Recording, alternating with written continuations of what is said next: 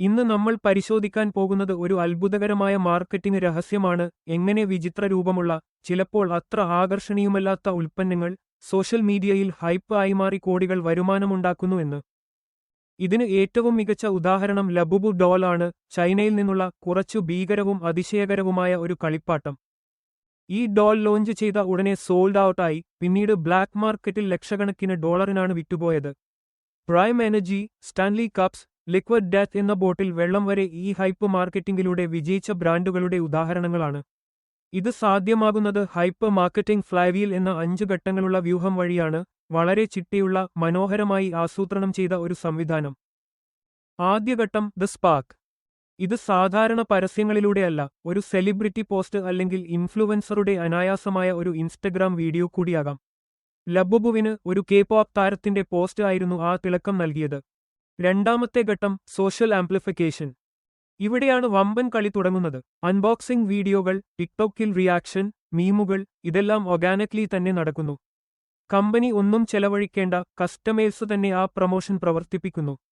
മൂന്നാമത്തെ ഘട്ടം scarcity and ഫോമോ.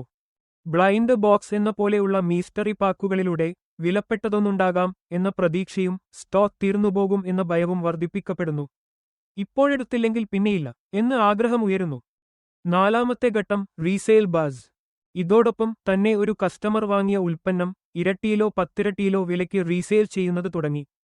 Labubu doll $150,000 വരെ വിറ്റുപോയതുപോലെ. ഇതിന്റെ വാർത്തകൾ ന്യൂസ് ഹെഡ്ലൈൻ ആകുന്നു. ഹൈപ്പ് തന്നെ ഇവിടെ വാർത്ത ആകുന്നു. അഞ്ചാമത്തെ ഘട്ടം കൾച്ചറൽ ലോക്ക്-ഇൻ. ഇവിടെ ബ്രാൻഡ് നമ്മുടെ ദിവസേനയുടെ ഭാഗമാകുന്നു. ഹാരി പോട്ടറും ലബുബുവും ചേർന്നപ്പോഴും, പ്രൈം ഡ്രിങ്ക് UFC-യുമായി ചേർന്നപ്പോഴും ഈ ഉൽപ്പന്നങ്ങളെ ലൈഫ്സ്റ്റൈൽ ഐക്കോണായി മാറ്റുന്നു.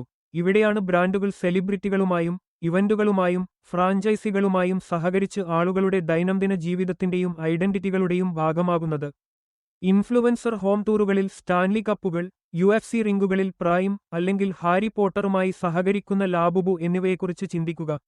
ഈ ഘട്ടത്തിൽ ഉൽപ്പന്നം വെറുമൊരു ട്രെൻഡ് മാത്രമല്ല, അതൊരു ജീവിതശൈലിയായി മാറുകയാണ്.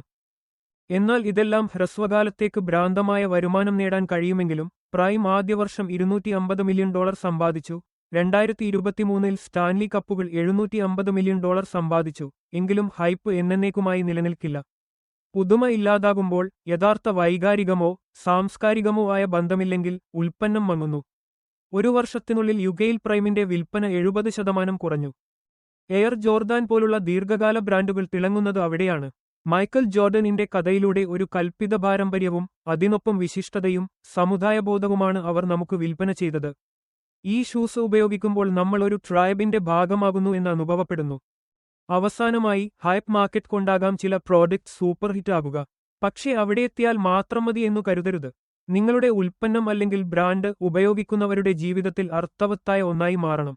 അതിനുവേണ്ടി നിങ്ങൾക്ക് വേണം story telling, social identity, exclusivity and most importantly community.